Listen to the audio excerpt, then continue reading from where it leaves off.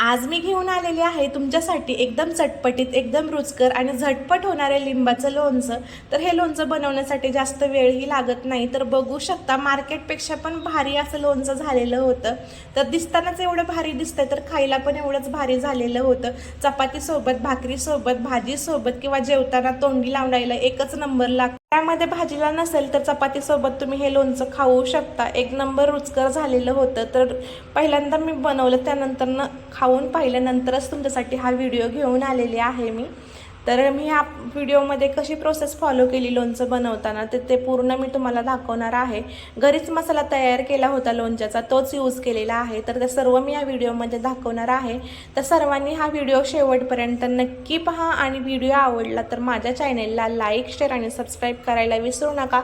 सोबतच बेल आयकॉनला पण क्लिक करा, म्हणजे माझा व्हिडिओ आला की तुम्हाला लगेच नोटिफिकेशन येईल आणि तुम्हाला सर्व व्हिडिओ माझे चला तर मग जास्त वेळ न घालवता मी लिंबाचं लोणचं कसं बनवलं तुम्हाला दाखवते. तर एका भांड्यामध्ये एक अर्धा किलो लिंब घेतलेली आहेत मी.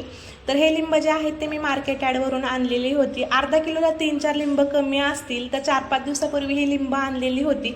आणि थोडे दिवस झाले ना तर लिंब कडक व्हायला लागतात. त्याच्यासाठी एखाद्या प्लॅस्टिकच्या बरणीमध्ये किंवा प्लॅस्टिकच्या पिशवीमध्ये भरून त्या लिंबांना फ्रीजमध्ये ठेवून द्या. म्हणजे जशी लिंब आपण मार्केटमधनं आणली होती फ्रेश, तशीच ही फ्रेश लिंब राहतात. जर तुम्ही थोडंसं लेट लोणचं बनवणार असाल तर मी ही 4-5 दिवसापूर्वी लिंब आणलेली होती, म्हणून मी डब्यामध्ये यांना भरून ठेवलेलं होतं.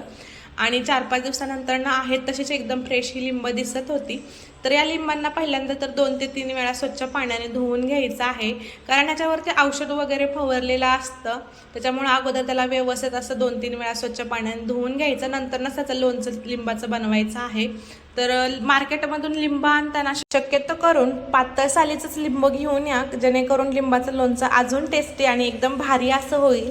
तर मी ही पातळ सालीचंच लिंबू घेऊन आलेले आहे. साईजला थोडं मोठं असेल तरी चालेल, पण थोडंसं पातळ सालीचं घेऊन या. आता जर खराब लिंबू असेल तर ते काढून फेकून द्या. पूर्ण जर खराब नसेल, फक्त जो खराब भाग आहे तो आपण कट करताना फेकून देऊयात. तर बघू शकता छान असा आपला लिंबू धुवून झालेला आहे. तर बघू शकता एकदम फ्रेश अशी आपली लिंब दिसत आहेत. तर आता याला कट करून घेऊयात. तर लिंबाचं लोणचं बनवताना शक्यतो करून तुम्ही ना अगोदर थोडंच लोणचं बनवून पहा. मी ज्या पद्धतीने बनवलं आहे त्या पद्धतीने जर आवडलं तर तुम्ही अजून बनवा, कारण रिस्क नको आहे. जरा काहींना आवडतं काहींना नाही आवडतं, म्हणून थोडंसंच बनवून पहा. तर मी तर म्हणेन खूप भारी झालेलं होतं. आता तुम्हाला कसं लागतंय काय माहीत नाही, त्यामुळे अगोदर थोडंच बनवा. आवडलं तर मग पुन्हा बनवा आणि तुमच्या फॅमिली मेंबर्सला खाऊ घाला. कसं झालं ते कमेंट करून कळवा. आता आपण लिंबाच्या फोडी बनवून घेऊयात. तर याच्यामध्ये मी एका लिंबाच्या 4 फोडी बनवलेल्या आहेत, म्हणजे अर्ध्या भागाच्या, म्हणजे मधून कट केलं त्यानंतर ना अर्ध्या भागाच्या 4 फोडी केलेल्या आहेत. त्याचं कारण म्हणजे काहींना लिंबाचं लोणचं आवडतं पण काहींना आवडत नाही.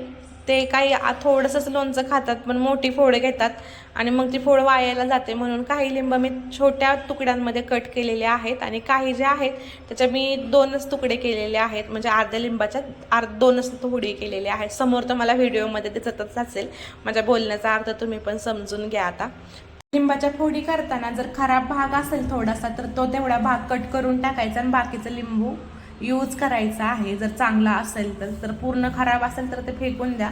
आता समोर जसं तुम्हाला दिसतंय ना त्याच पद्धतीने पूर्ण लिंब कट करून घ्यायचे आहेत. आणि हे लक्षात ठेवा की लिंबाच्या लोणचं बनवताना लिंबाच्या बिया पूर्ण काढून घ्यायच्या आहेत. काही लिंबांमध्ये खूपच बिया होत्या आणि काही लिंबांमध्ये बियाच नव्हत्या. तर समोर बघू शकता त्याच पद्धतीने पूर्ण बिया काढून घ्यायच्या आहेत आपल्याला. आणि अशाच पद्धतीने पूर्ण लिंब साफ करून घ्यायचे आहेत. तर माझ्या यूट्यूब चॅनलवरती खूप छान रेसिपीचे व्हिडिओ आहेत, तर तिथं जाऊन ते व्हिडिओ पण नक्की पहा. रेसिपी बनवण्यासाठी, व्हिडिओ शूट करण्यासाठी, व्हिडिओ बनवण्यासाठी मी खूप मेहनत घेत असते, पण तुम्ही माझ्या चॅनलला लाईक करत नाही, व्हिडिओला लाईक करत नाही.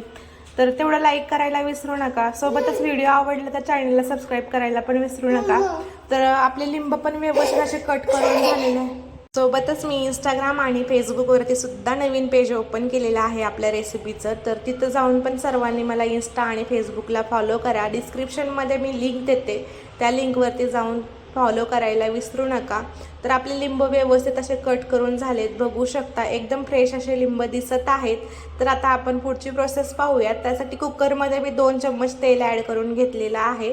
तर त्याच्यामध्ये आपण जे कट करून घेतलेली पूर्ण लिंब होती ना, ती सर्व लिंब याच्यामध्ये टाकून द्यायची आहे। हे लक्षात ठेवा, लिंबामध्ये अजिबात बिया नकोय। लिंबामध्ये जर बिया राहिल्या तर लोणचं कडू होईल, म्हणून बिया शक्यतो करून ठेवू नका। अर्धा सेकंद लिंबाला व्यवस्थित हलवून घ्यायचं, कुकरचं झाकण लावायचं पाणी न टाकता आणि एकदम लो फ्लेमवरती त्याच्या 2च शिट्ट्या करून घ्यायच्या आहेत। जास्त शिट्ट्या करायची गरज नाही आहे। तर कुकरच्या शिट्ट्या होईपर्यंत इथं आपण लिंबाचा मसाला बनवून घेऊयात। कढईमध्ये मी 1 चम्मच जिरे टाकलेला आहे, त्यासोबत 1 चम्मच सोप, थोडीशी काळी मिरी आणि थोड्याशा लवंगा टाकलेल्या आहेत। लवंगा मी इथं 7-8 टाकलेले आहेत आणि काळी मिरी 10-12 टाकलेली आहे। एकदम खरपूस होईपर्यंत भाजून घ्यायचं आहे, एकदम मंद आचेवरती। त्यानंतर ना आपण मिक्सरमध्ये न वाटताला खलबत्त्यामध्ये वाटून घेणार आहोत। तर खलबत्त्यामध्ये हा मसाला मी टाकून दिलेला आहे, थंड होण्यासाठी थोडंसं साईडला ठेवायचा। तोपर्यंत आपण इथं साखरेचा पाक बनवून घेऊयात। तर इथे 1 मोठी वाटी मी साखर घेतलेली आहे, त्याच्यामध्ये आपण एकदम अर्धा ग्लास, म्हणजे छोटा ग्लास जो असतो ना बाळाचा दूध पिण्याचा, त्या छोट्या ग्लासाने मी एक अर्धा ग्लास पाणी घेतलेलं आहे। ते पाणी याच्यामध्ये ॲड करून घ्यायचं साखरेवरती। इलायची टाकायची, 2 लवंगा टाकायच्या आहेत, त्याने टेस्ट आणि फ्लेवर खूप छान येतो, त्याच्यामुळे तुम्ही टाकायला विसरू नका। लोणचं पण जास्त दिवस टिकतं।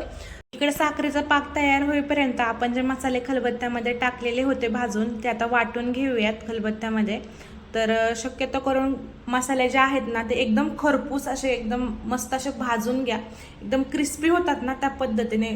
तर तसे भाजले ना तर खलबत्त्यामध्ये कुटताना आहे ना जास्त वेळ पण लागत नाही, एकदम झटपट असे कुटले जातात, जास्त जोर पण लावावा लागत नाही। तर बघू शकता मी त्याच पद्धतीने सगळे मसाले भाजून घेतलेले आहेत, त्याच्यामुळे एकदम क्रिस्पी असे मसाले झालेले होते आणि खलबत्त्यामध्ये वाटताना पण मला जास्त वेळ लागला नाही। तर आपला मसाला वाटेपर्यंत अधूनमधून त्या पाकाकडे पण लक्ष द्या, त्याला व्यवस्थित हलवून घ्या।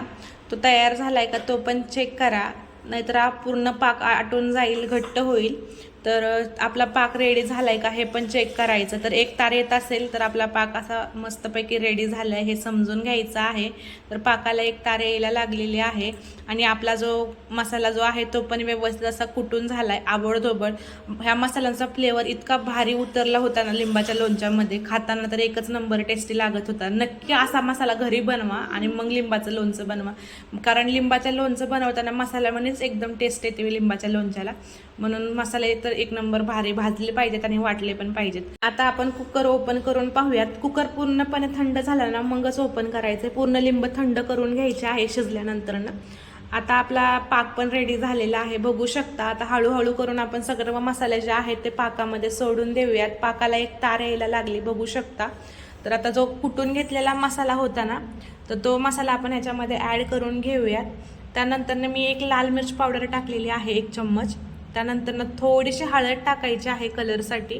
तर मसाला जो आहे तो तुम्ही म्हणजे तिखट लाल मिर्च पावडर, जर तुम्ही तिखट जास्त खात असाल तर कमी जास्त पण टाकू शकता। त्यानंतर चवीप्रमाणे मीठ ॲड करून घ्यायचं आहे, तुमच्या अंदाजाने मीठ टाका तुम्ही। आणि नंतर व्यवस्थित असं सर्व मिश्रण जे आहे ते मिक्स करून घ्यायचं आहे। तर तुम्ही बघू शकता पाकाचा कलर कसा झालाय, 1 नंबर भारी दिसत आहे। तर आता आपण ह्याच्यामध्ये लिंब टाकून देऊयात। लिंबांना टाकताना पूर्णपणे थंड करून घ्यायचं आहे, हे लक्षात ठेवा। नंतरच पूर्ण लिंब याच्यामध्ये ॲड करून घ्यायचे आहेत। तर आता मी ह्याच्यामध्ये लिंब टाकून दिलेले आहेत, 1 मिनिटभर व्यवस्थित असं मिक्स करून घ्यायचं आहे। लिंबांना मसाल्यामध्ये व्यवस्थित असं मिक्स करून घ्यायचं आहे, पूर्ण लिंबांना मसाले लागले पाहिजेत। तर आता थोडंसं पातळ दिसत असेल तुम्हाला, पण ज्यावेळेस पूर्णपणे लोणचं थंड होईल ना त्यावेळेस एकदम घट्टसर होतं। तर आता थंड झाल्यावरती तुम्हाला मी हे लिंबाचं लोणचं दाखवते। तर बघू शकता थंड झाल्यावरती लिंबाची ग्रेव्ही कशी आहे, म्हणजे साखरेचा पाक मसाला वगैरे कसा दिसतोय, एकदम परफेक्ट असं आपलं लिंबाचं लोणचं रेडी झाले। खायला पण तेवढंच भारी झालेलं होतं, फक्त मसाले खरपूस भाजा। मसाले जर खरपूस भाजले तर एकदम भारी आणि एकदम टेस्टी लिंबाचं लोणचं होतं। तर आता ही भरणी जी आहे मी डीमार्टमधून आणलेली होती, 69 रुपीजला आहे। एवढी खास पण नाही आहे आणि खराब पण नाही आहे म्हणता येणार, एकदम मीडियम आहे, कारण ही जास्त जाड नाही आहे। आता सध्या तर मला लिंबाचं लोणचं ठेवायचं होतं म्हणून मी ही भरणी घेतलेली होती आणि 2 भरण्या आणलेल्या आहेत मी अशा, 1 कैरीचं लोणचं ठेवण्यासाठी, 1 लिंबाचं लोणचं ठेवण्यासाठी। आता एकदम थंड झालं ना लोणचं, त्यानंतर आपण ह्या भरणीमध्ये भरून ठेवायचं आहे। महिनोन एकदम भारी असं लिंबाचं लोणचं टिकून राहतं आणि मुरल्यावरती तर अजून भारी लागतं।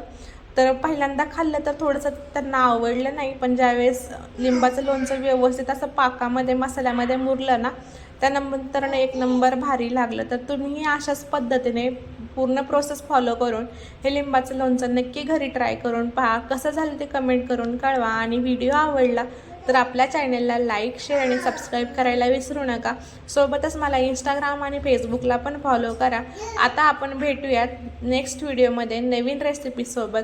तोपर्यंत आपल्या चॅनलवरचे बाकीचे पण व्हिडिओ नक्की पहा. आवडले तर फॅमिली मेंबर्समध्ये पण शेअर करा आणि त्यांना पण लाईक, शेअर आणि सबस्क्राईब करायला नक्की सांगा. आता भेटू नेक्स्ट व्हिडिओत. बाय.